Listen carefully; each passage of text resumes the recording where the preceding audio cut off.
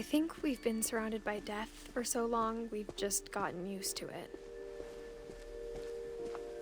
What kind of family finishes building a cemetery before starting the house?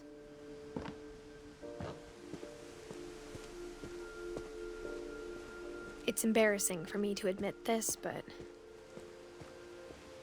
the pet cemetery made me more uncomfortable than the human one. 3 of the gerbils were mine, and 2 had been my fault. Sven built the house, but it was Edie who designed the cemetery.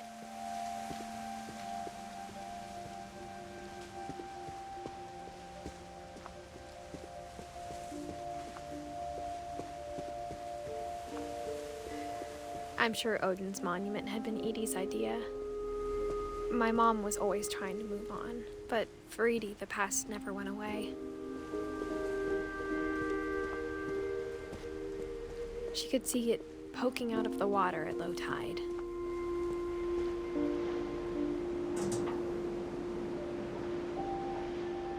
Edie said she dreamed about the old house every night.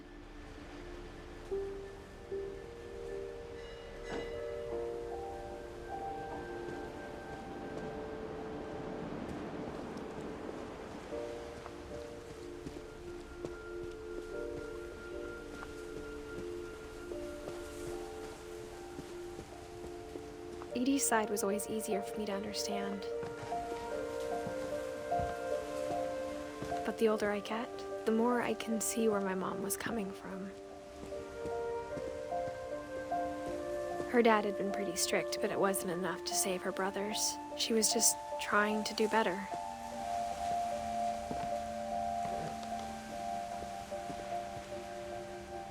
She lost 2 of her brothers, just like I did. I get why she tried so hard to protect us. There's so many things I wish I could ask my mom now. Part of me thinks this is what she wanted all along. For me to come back someday and find everything out for myself.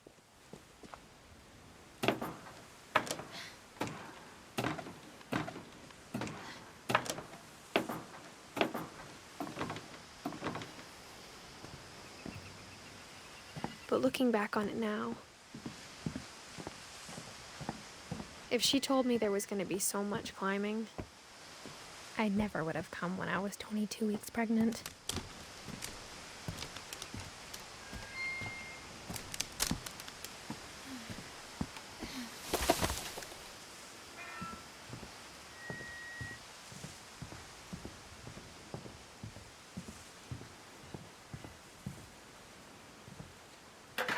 I never met Grandpa Sam, but I think he and my mom had a lot in common.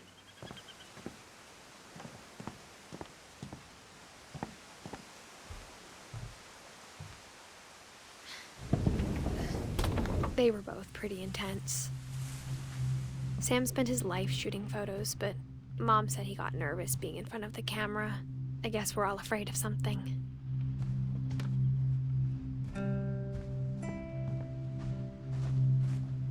Instead of hiding from death, Sam seemed to go out of his way to meet it.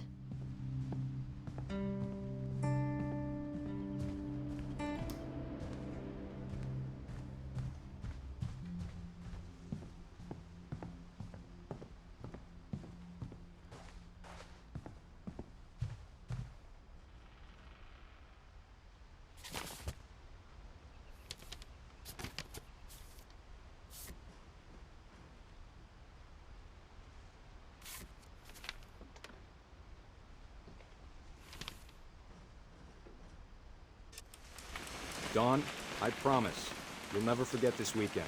Yes, sir. These memories are gonna last a lifetime. Perfect. It's gonna rain the whole weekend, isn't it?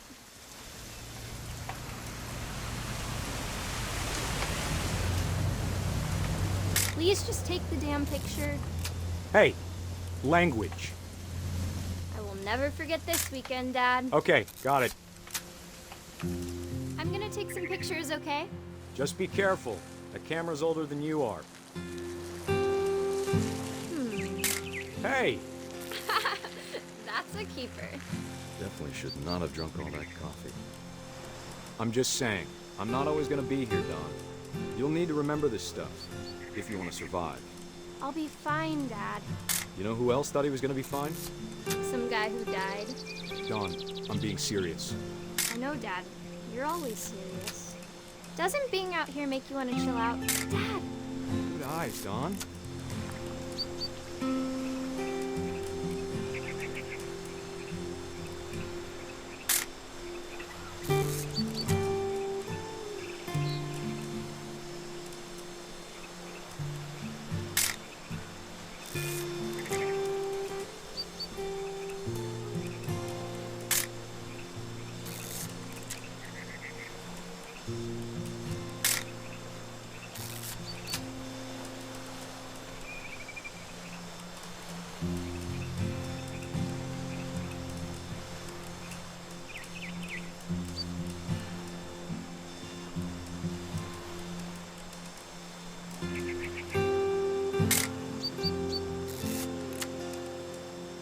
Before you take the shot, let me get a picture of you.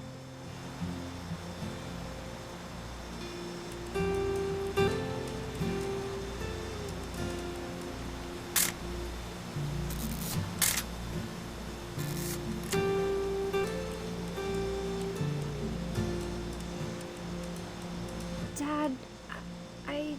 Just breathe. Let me get behind you. Do I have to do this?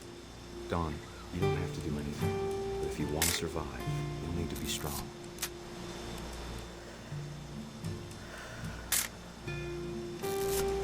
Now keep yourself squared up, elbows down, like we practiced. Great shot, Don!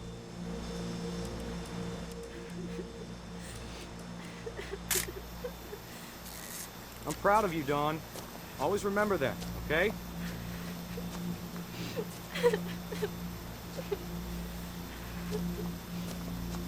Dad, it's twitching. I think That's it's totally normal, Don. Just focus on the camera. It's Try totally not to normal. think about... Dad! Hi, Dad.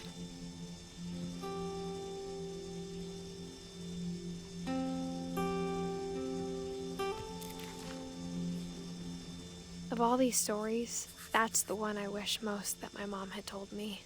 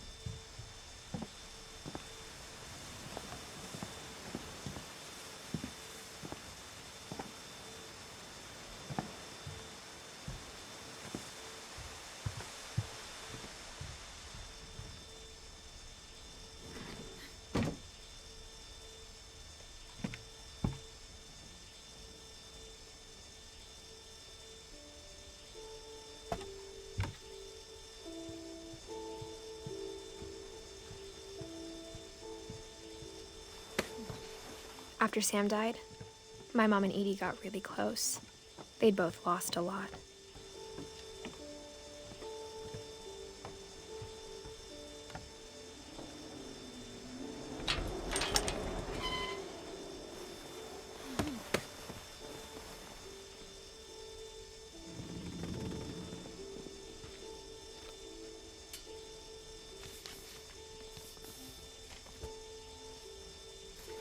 Dear Kay, do you remember the way Gregory used to laugh when he thought he was alone?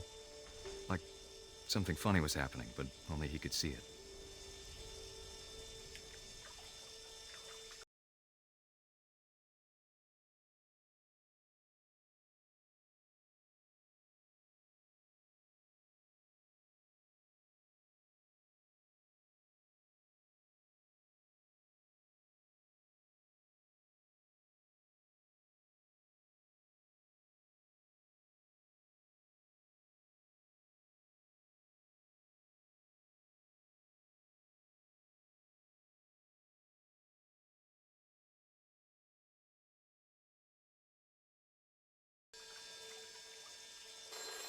Hold on, sweetie.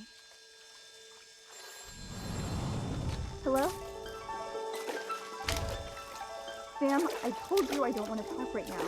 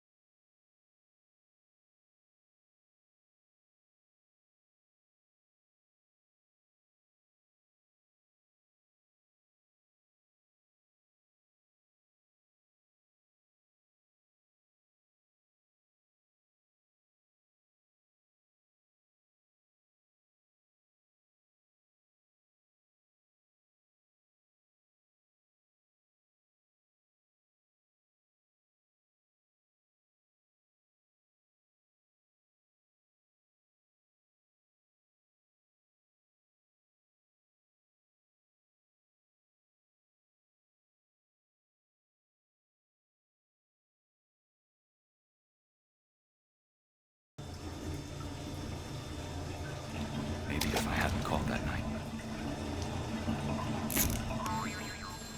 Damn it. Hold on, I don't want...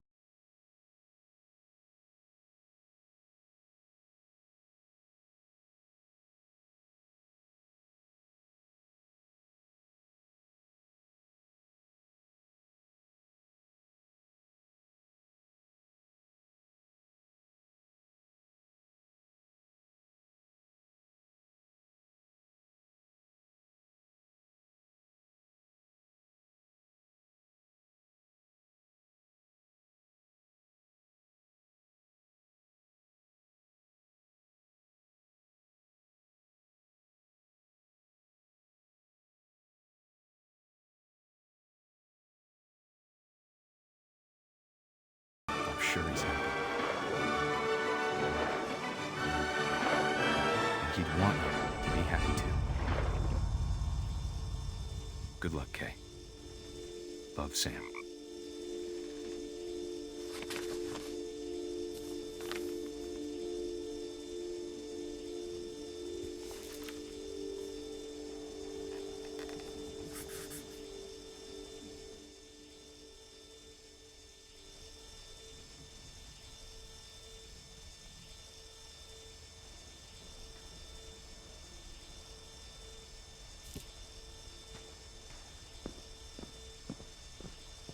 I can't imagine my mom ever writing poetry, and yet...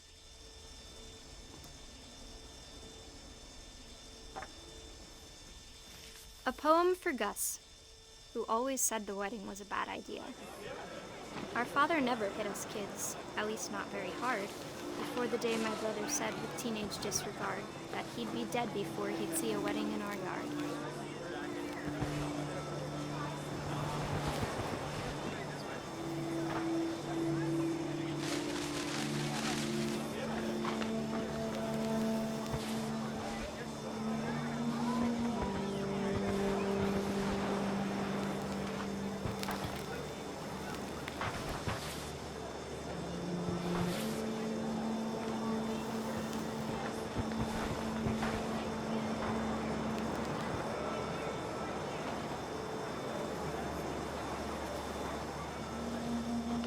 My father made him come, of course, but Gus stood far apart, just flew his kite and bottled up the storm inside his heart.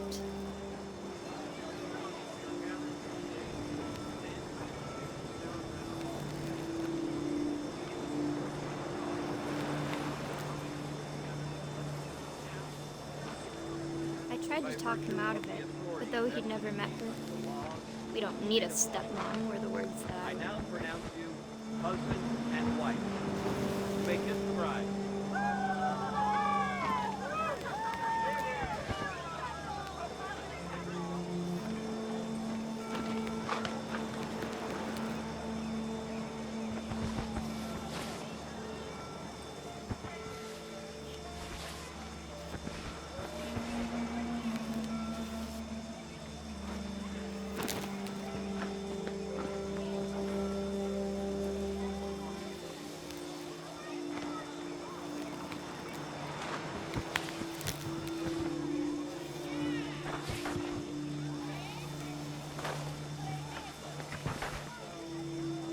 time for photos came, Dad ordered him to come here.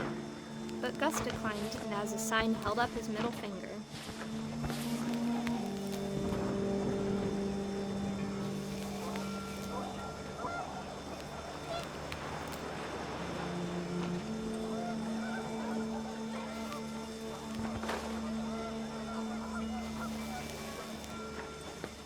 The wind picked up, and panicked geese appeared and quickly went. But all the humans did that day was go inside the tent.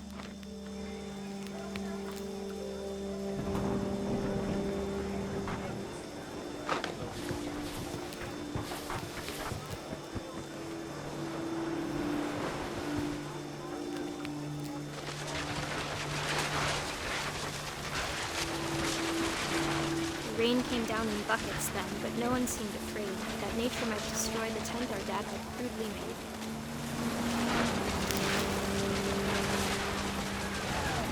The thunder sounded much too close and full of angry power. But all my father said to this was, "Make the music louder."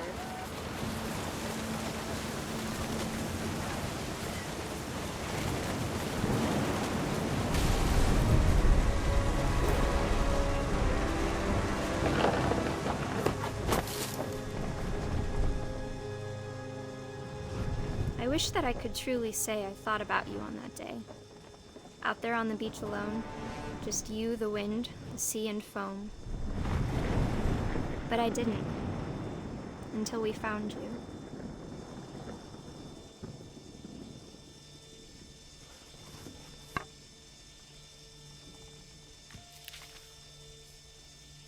She never talked about him, but Mom told me once if I was a boy, they were going to name me Gus.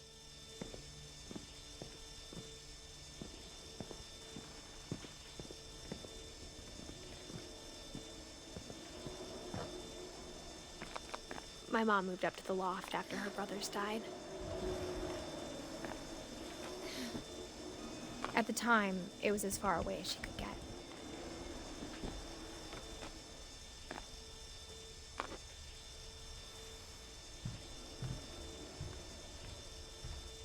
She spent a summer building houses in Calcutta, where she met my dad, Sanjay.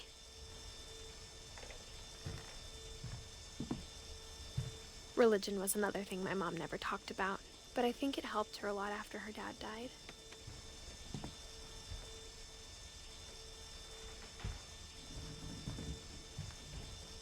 My mom moved to India a week after graduation and got a job teaching English. Louis was born a year later.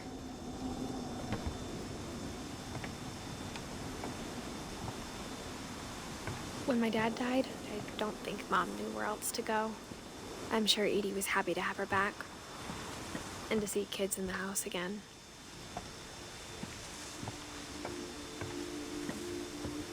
The house had to get a little bigger, but Edie was used to that.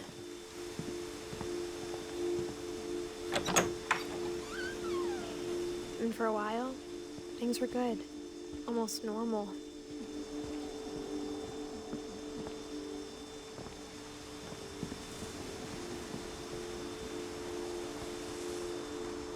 But it didn't last.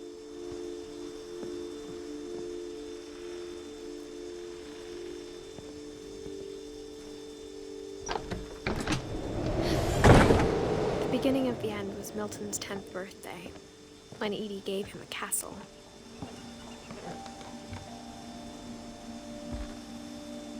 After Milton disappeared, the only thing he left behind was a room full of paintings.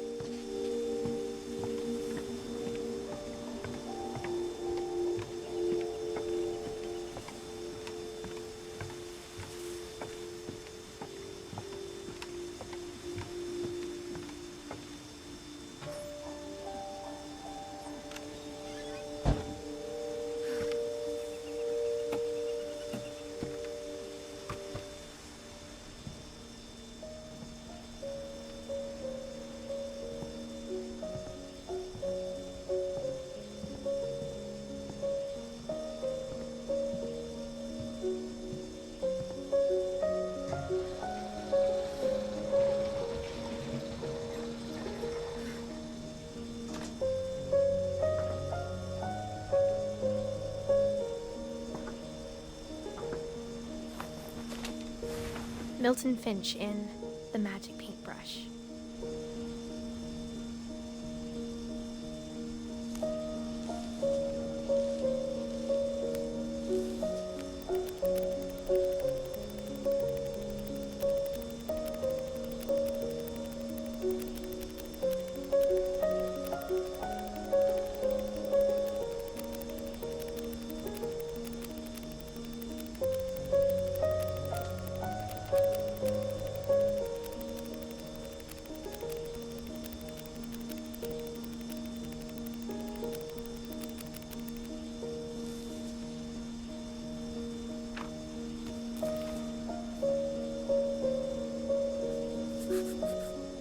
I was 4 when Milton disappeared.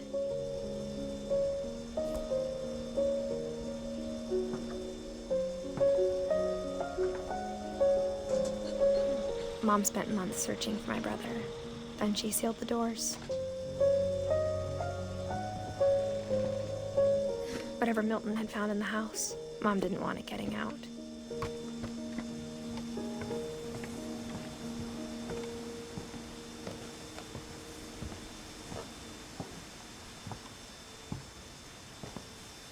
Mom definitely blamed Edie, but I think Louis blamed himself. After he graduated, he just spent more and more time in his room, until Mom got him a job at the cannery.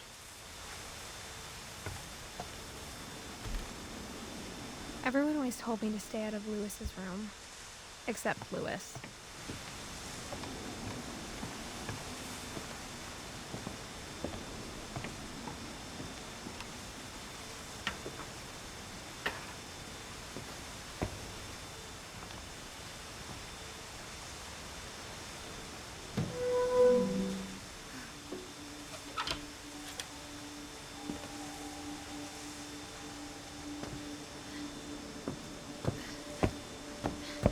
Louis's room smelled very, very familiar.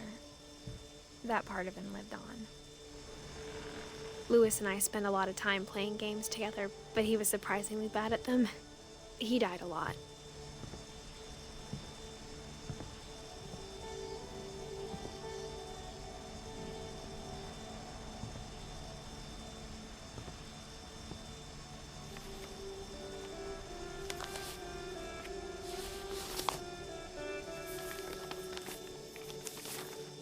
Dear Mrs. Finch, as Lewis's psychiatrist, I can understand your desire for an explanation. As I see it, the trouble began in January, shortly after we convinced your son to seek treatment for substance abuse. Newly sober, I believe Lewis first noticed the monotony of his daily life.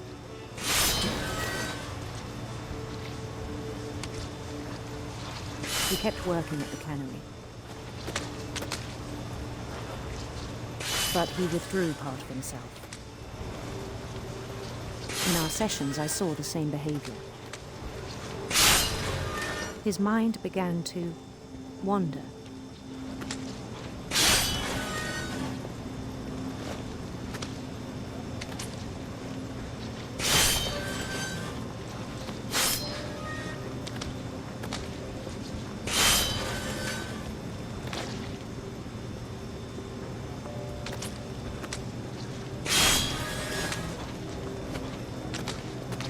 I asked him to describe it.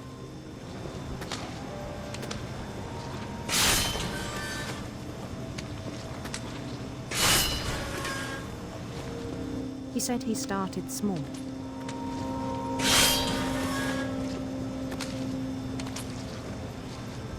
Imagining a labyrinth. He could feel his way about.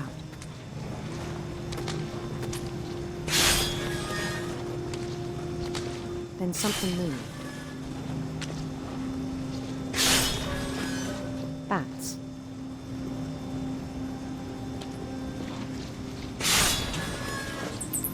And toads. And things that have not names. He knew it was all in his head. But he took it very seriously. I had hoped he'd find himself.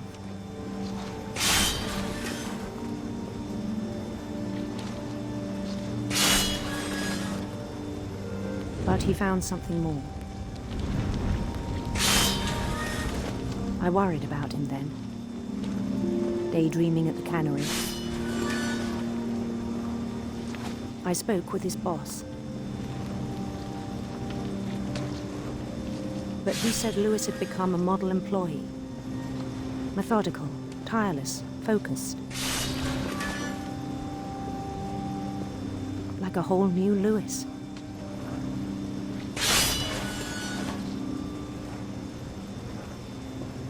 So I let him go on.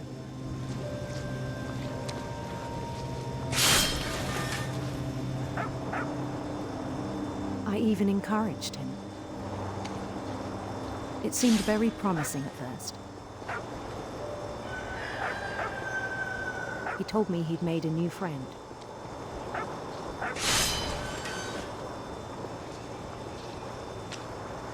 On the edge of a city he named Lewis Topia.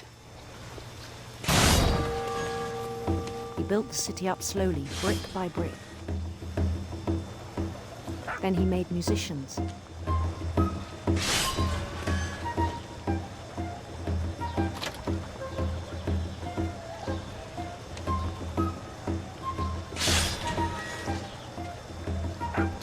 And songs for them to play. He talked about starting a band. And he was always humming something. Every day his imagination grew stronger.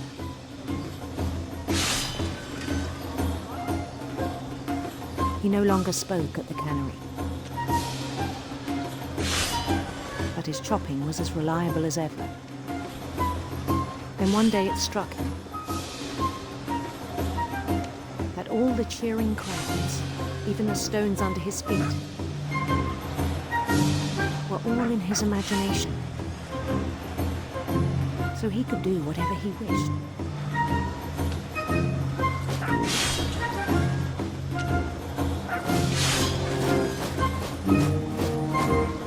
He held an election for mayor. And he won. They begged him to stay, but his mind was already wandering. It became a game for him.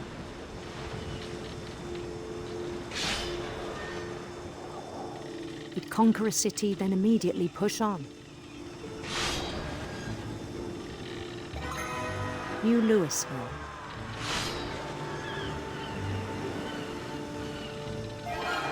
St. Louis.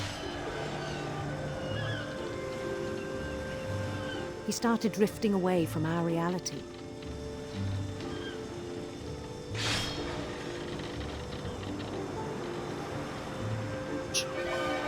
Minneapolis, until one day he forgot to go home from the cannery.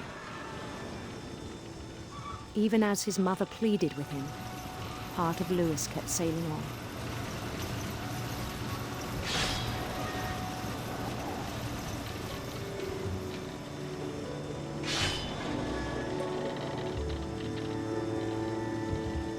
In Lewisburg, he heard rumors of a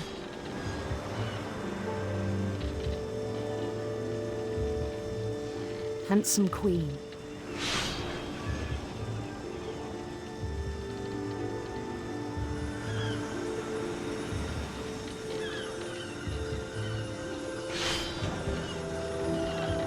The queen was on her own quest for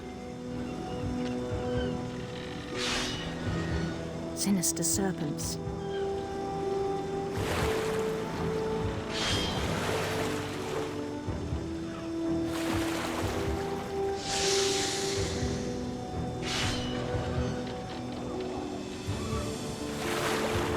He followed the sound of her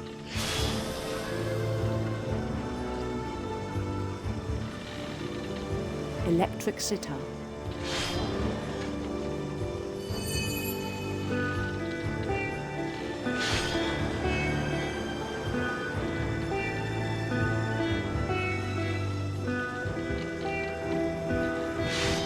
His chase led him to a golden palace east of the sun and west of the moon.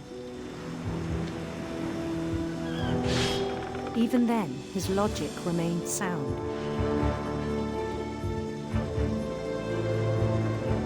He knew the world was all in his imagination.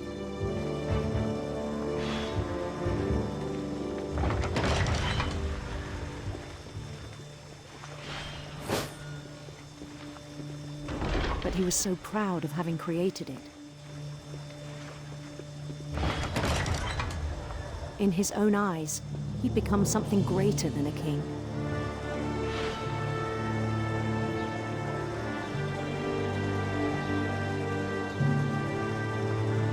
For someone who'd never known success in the real world, I think it was overwhelming. And then it struck him that the real Lewis was not the one chopping salmon, but the one climbing the steps of a golden palace.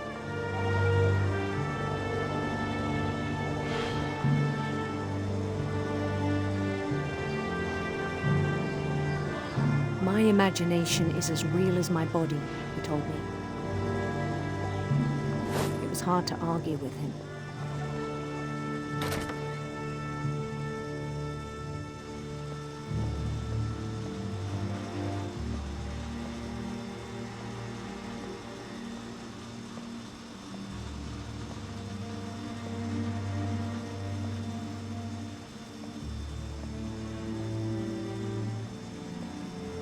Began to forget the world we know.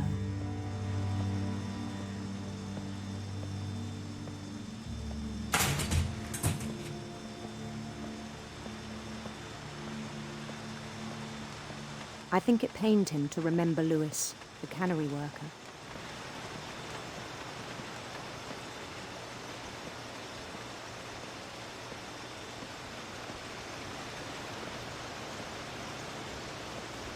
He began to despise the man with a royal contempt.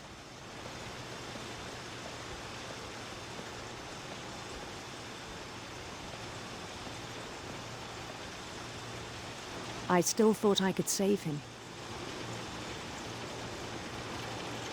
Even after he said he was being crowned king over all the lands of wonder. The palace would be packed with his companions.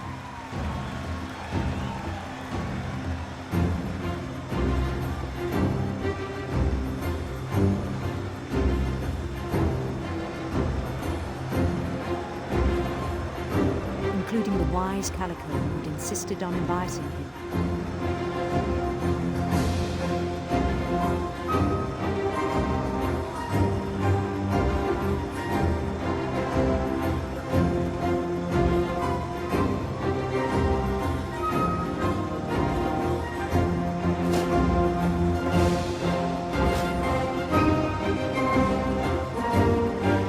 His queen waited, holding his crown.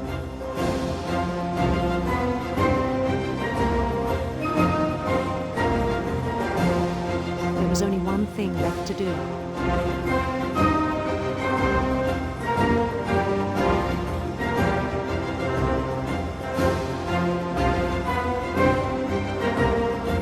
Bend down his head.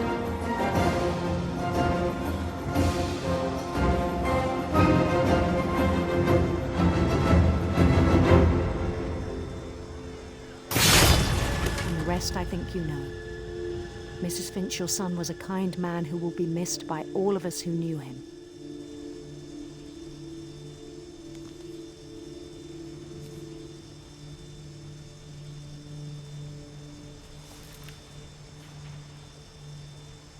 My brother was really cool. I wish you could have met him.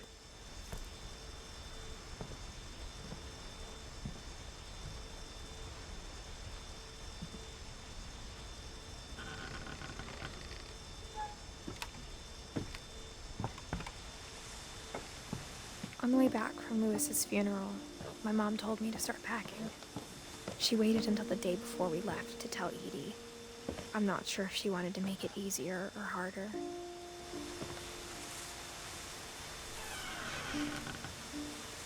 I wish we'd stayed. But I understand why we left.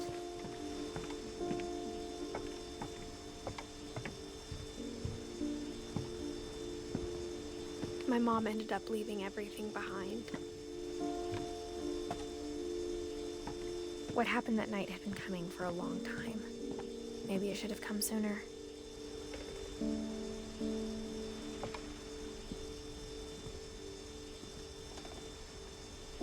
But it had to end one way or another. All that's left now is to tell you about that last night.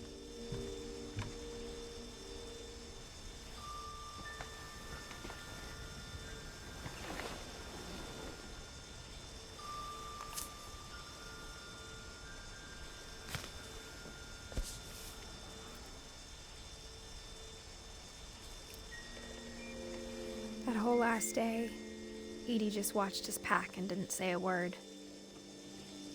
Until supper, when she raised her glass and said, "To our final night together, and all our final nights apart." Grandma, you know what I said about alcohol. Some of your medications are very Edith, specific. I left a present for you in the hallway. Why don't you go open it? The grown-ups have to argue now. I'm sorry, you're right. We're all leaving tomorrow. Let's just enjoy our last... I'm not leaving. Edith, you're excused.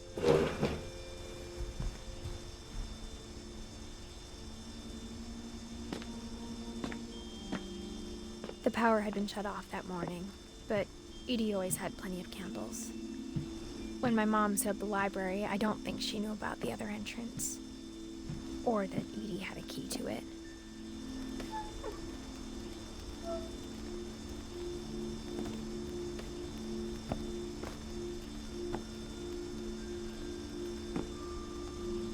That thing you're afraid of isn't going to end when you leave the house.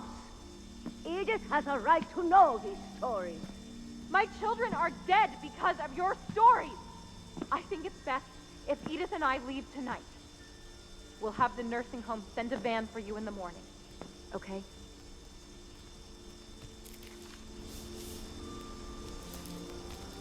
Dear Edith, there's so many stories I wish I could tell you, but there's only time for one.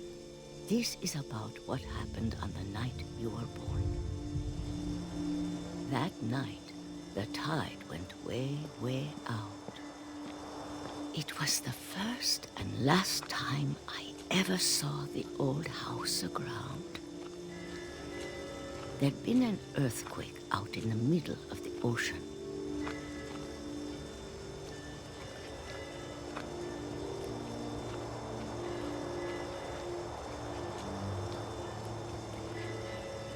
They called it the lowest tide in 1,000 years.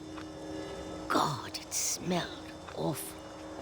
You know, I've seen that house every day of my life.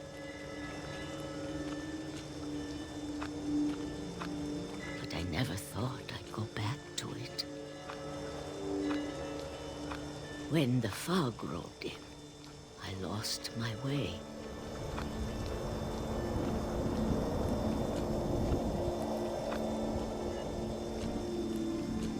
I got turned around.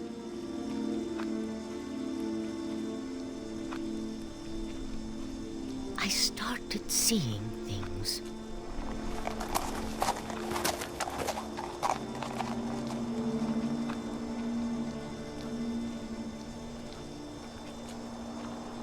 Things I'd forgotten had ever existed.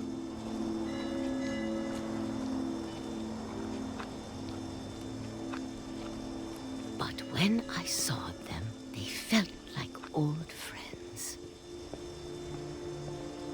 That night, a lot of things came back to me. Or maybe I came back to them.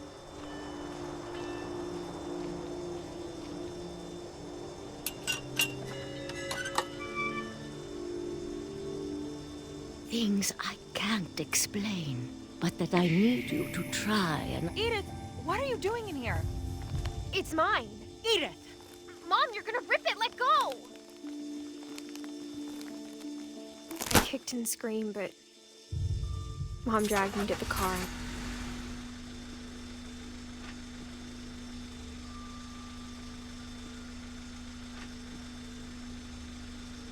I never saw Great-Grandma Edie again.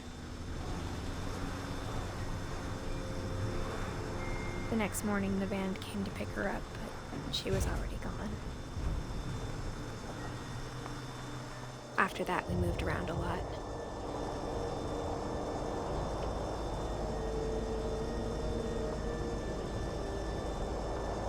We both tried to make the best of it.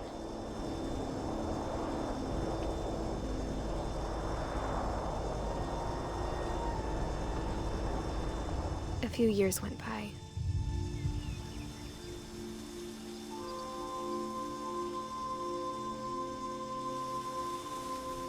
My mom didn't like to talk about it, but she started getting sick a lot.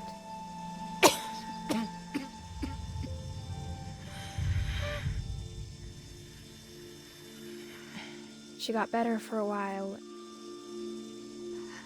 and then she didn't. And then I was alone.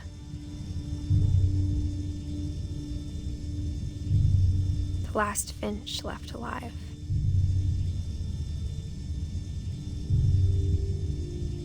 Until I found out about you. I'm still not sure what to tell you about all this.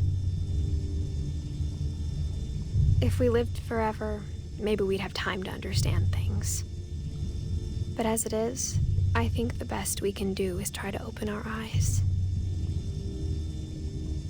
And appreciate how strange and brief all of this is.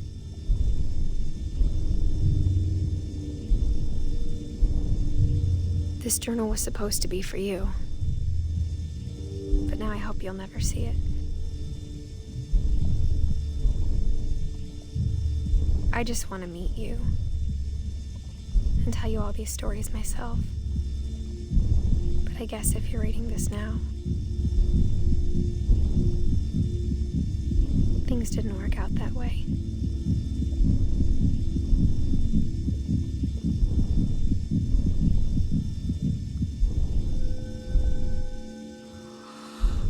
This is where your story begins. I'm sorry I won't be there to see it. It's a lot to ask, but I don't want you to be sad that I'm gone. I want you to be amazed that any of us ever had a chance to be here at all. Good luck.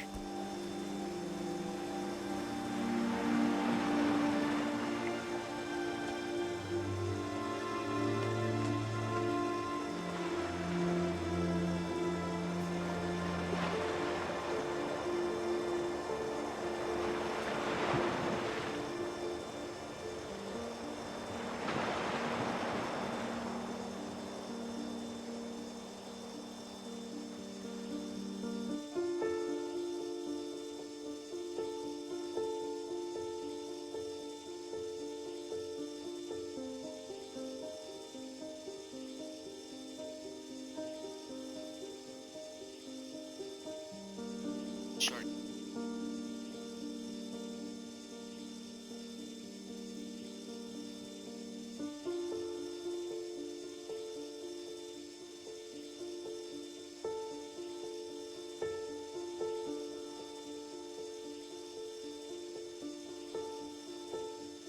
Same.